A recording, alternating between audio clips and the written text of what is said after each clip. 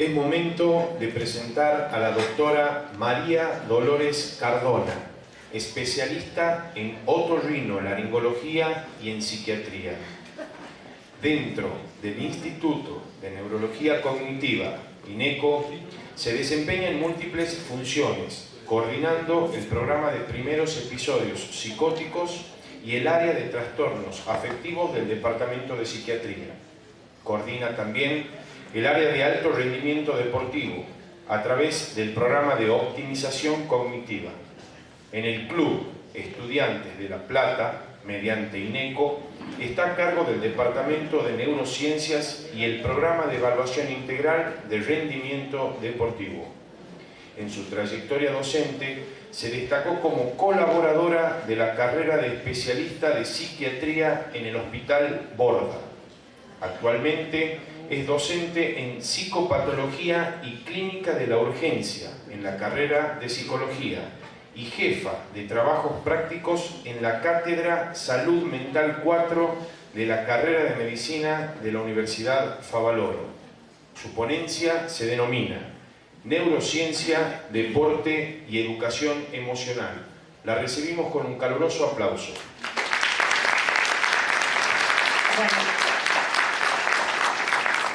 En depresión, por ejemplo, o en algunas patologías psiquiátricas, acá muestro depresión porque en depresión está probado y está escrito en las guías del National Health Institute.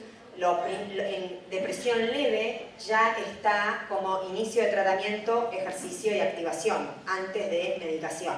Después, en estadio mayor, pasamos a medicación.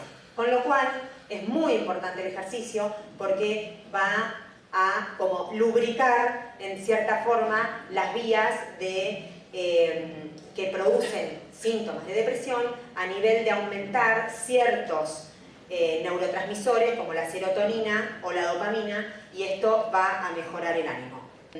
Empezamos a leer definiciones como estas, por ejemplo, donde el cerebro está involucrado y nos marca que no solo está en el lóbulo occipital, porque está la visión y nosotros antes de realizar un movimiento necesitamos ver, sino también que intervienen otras partes del cerebro, como el cerebelo para el equilibrio o la corteza motora o premotora para el movimiento y la frontal para la toma de decisiones. Pero como ven, esta definición es insuficiente. El doctor Mora me debería decir dónde está el sistema límbico y dónde están las emociones, que juegan un papel fundamental en el deportista. Y es a lo que nosotros nos vamos a dedicar cuando lo evaluamos. Con los deportistas, sobre todo con los deportistas de alta competencia, ya no uso la mano porque no da a usar la mano, pero les explico bien cómo es el recorrido, qué pasa en su cabeza cuando van a hacer un movimiento. Si el 10 es el movimiento, es pegarle una pelota, patear una pelota, pegarle con una raqueta o lo que sea, salto en alto, 0,47 segundos antes de que el deportista haga un movimiento, ya se tomó la decisión de hacer ese movimiento y ya empezaron a activarse las neuronas y comunicarse para que se realice ese movimiento. El tema es ese movimiento, cómo se va a hacer, de acuerdo a cómo impacten y qué activación haya en los distintos lugares de nuestro cerebro. Entonces, cuando yo hago este dibujito, lo usamos mucho después de un partido, por ejemplo, y juntos tratamos de decir, bueno, ¿qué te parece? ¿Qué parte de tu cerebro está más activado en ese momento? ¿Y qué interferencias hubo para que vos, si venías practicando toda la semana determinado movimiento, determinada jugada, no la pudieras hacer? El deportista inteligente es el que puede tomar una decisión de acuerdo al contexto y cambiar la jugada o cambiar el movimiento. Y que eso se entrena y se evalúa en esta región del cerebro. Se cree que el 2 tercios del dolor están en el cerebro, ¿sí? Y se relacionan con el recuerdo si tuvo lesiones anteriores, el recuerdo que tengamos de las lesiones anteriores y las emociones. Y 1/3 es físico, el E15. Bueno, con lo cual, hablando del cerebro, obviamente que el deportista inteligente y a lo que apuntamos va a estar basado en las funciones cerebrales. Entonces, creemos que el que mejor gestiona sus recursos cognitivos, el que mejor capacidad tiene para evaluar y procesar la información del mundo exterior e interior de su mente, el que mejor tome las decisiones, el que mejor regule sus aspectos emocionales y el que encuentre mejores modos de enfrentamiento al estrés va a ser el deportista más inteligente y va a mejorar mucho su rendimiento. Y obviamente que acá estamos hablando de básicamente nuestra corteza y nuestro sistema límbico. Nos cuesta todavía bastante, pero tratamos de convencer a preparadores físicos, a técnicos, a dirigentes, que es tan importante la preparación psicológica o mental como la preparación física, táctica o técnica. Esto cuando yo lo empecé a decir a raíz de acompañar un grupo de esquiadores, cadetes, pero que todos tenían el mismo entrenamiento físico fuera de la montaña o fuera de su entrenamiento en pista, el mismo entrenamiento en pista, pero un deporte que era un estímulo y que era muy cortito y que eran 40 segundos, donde se tenía que lograr un desempeño.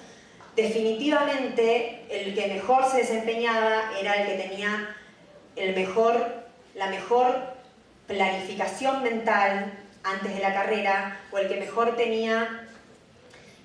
manejaba el estrés, la presión, ¿sí? Entonces ahí es cuando empezamos a decir, si nosotros trabajamos sobre las fortalezas mentales que tiene este deportista, va a avanzar. El manejo de la ansiedad y la tensión es la consulta por excelencia de los deportistas, o es por lo que más sufren, y eso está relacionado al nivel de confianza en sí mismo. Cuando el deportista no tiene o tiene baja autoestima y no tiene tanta confianza en sí mismo, aparece la frustración, aparece la baja tolerancia al estrés y aparece la ansiedad. En el área de psicología, como ya les dije, voy a pasar más rápido, vamos a evaluar autoestima, ansiedad, impulsividad, regulación emocional, ejecución deportiva. Vamos a trabajar sobre la organización y planificación, los modos de afrontamiento que tenga y con mindfulness. Esto lo hacemos con una entrevista en consultorio primero y después una entrevista en campo. Siempre vamos a trabajar dónde están los deportistas, porque en el consultorio puede pasar algo que después no se traslada al campo o al revés. Las técnicas de mindfulness, no sé si están familiarizados, pero se basan en técnicas de relajación, de respiración y de meditación consciente. Y son técnicas formales e informales, no me voy a extender, pero con los deportistas no las hacemos escaneos corporales, donde tienen que estar acostados o una colchoneta, pero también hay técnicas de mindfulness en actividad, caminando o comiendo, o determinadas otras técnicas, pero que ahora me voy a ir por las ramas. Así que sigo. Antes de entrenar en mindfulness, tomamos una evaluación que va a medir estas 5 facetas, que es la capacidad que tienen los deportistas de poner en palabras lo que le pasa, de dirigir sus actos, de controlar sus impulsos, de ver cuánto pueden, qué introspección tienen, qué visión penetrativa de ellos mismos tienen y cómo son de amables con ellos mismos, que se sorprenderían lo exigentes que son y lo poco amables que son con ellos mismos. Entonces, como por lo general esto no lo tienen muy desarrollado, nosotros lo evaluamos para empezar de cero, por lo general. Bueno, desde el área de neuropsicología, las neuropsicólogas y el neuropsicólogo lo que evalúan básicamente son las funciones cognitivas, las 4 funciones cognitivas que más relacionamos al deporte y que más vamos a buscar para entrenar son las funciones visoespaciales, obviamente, la visión periférica y la visión, la atención, las funciones ejecutivas y la memoria, ¿sí?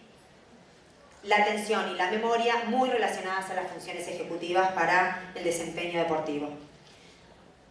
De vuelta, esto se hace en consultorio, en una entrevista, donde se toman toda esta cantidad o esta batería de test, que después si necesitan yo les puedo ampliar o me mandan un mail, pero se toman toda esta batería de test, se tabula y se da un resultado que después, como les decía antes, no puede quedar el deportista dentro del consultorio, pasa a campo y la evaluación continúa en el campo o en el lugar de entrenamiento, quiero decir, y lo que vamos a ir a buscar es principalmente a combinar las estrategias que teníamos en el consultorio en el entrenamiento. Entonces, metemos o introducimos dentro del entrenamiento técnicas para evaluar razonamiento y memoria verbal, velocidad de procesamiento, tiempo de reacción, capacidad de anticipación y flexibilidad cognitiva, finalmente, ¿sí? Que bueno, que trabajando el cerebro se logran cosas maravillosas. Pero, dando una charla sobre neurociencia y ejercicio y mostrando cómo se entrenaba el cerebro y del deportista de alto rendimiento, esto era en el COI, cuando terminé se me acercó una patinadora marplatense que me dijo: me encantó tu charla, pero no sabes lo difícil que es retirarse, no sabes lo difícil que es sentirse deprimido, sentirse ansioso, no saber qué hacer, no saber cómo manejar el éxito o la popularidad. Yo caminaba por Mar del Plata y todo el mundo me saludaba, y ahora que no patino más y que no tengo ninguna medalla ni nada, nadie me mira. Eso me hizo pensar que en este tipo de charlas nunca digo que cuando estamos evaluando y entrenando con un deportista, nosotros estamos pensando en el cuidado a largo plazo de este cerebro y de las posibles complicaciones que pueda traer el deporte.